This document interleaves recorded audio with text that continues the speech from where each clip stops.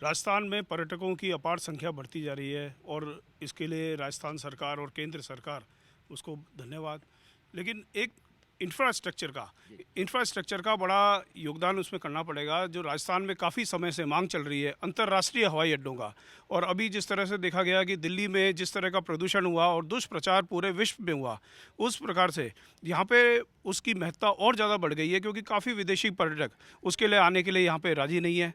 जैसे अतुल जी ने बताया, तो जीएसटी में भी ये कहूँगा कि जीएसटी में हमारे साथ अभी 7,500 रुपये तक के कमरों के लिए 5% जीएसटी लगाया, लेकिन इनपुट नहीं दिया जा रहा। आज हम जो भी माल की खरीद कर रहे हैं, प्लांट मशीनरी खरीद रहे हैं, जो भी यहाँ पे ला रहे हैं, उस पर हम ऑलरेडी जीएसटी किसी को 18%, किसी को 28%, 12% जब हम दे के आ रहे हैं, तो ये दोहरा कर क्यों लिया जा रहा है हमारे से? तो हमारे को उस पर 5% जीएसटी पे इनपुट दिया जाना चाहिए।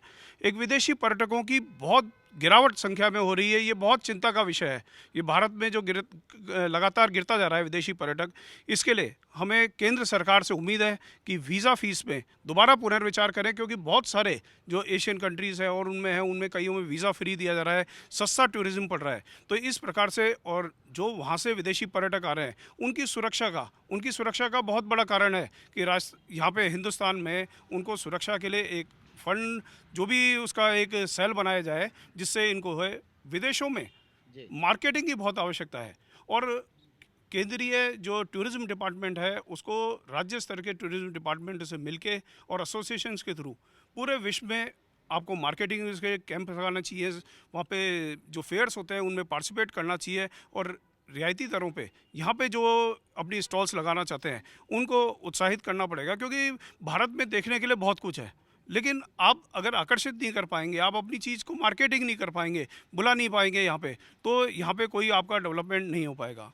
एक हमारी राजस्थान के 10,000 होटलें, बजट होटल, उनका नियमितीकरण नहीं हुआ, जिस कारण से केंद्र सरकार में अभी हमारे खुशकिस्मती है कि केंद्रीय पर्यटन मंत्री भी राजस्थान से ही है।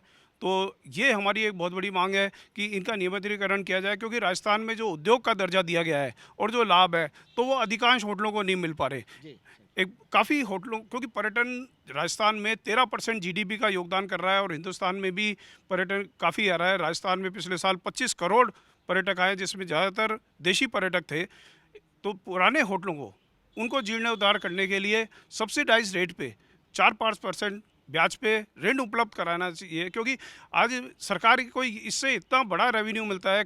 छोटे बड़े होटल करोड़ों रुपए का रेवेन्यू देते हैं, प्रत्यक्ष और अप्रत्यक्ष रूप से उनको लाखों आदमियों का रोजगार मिलता है।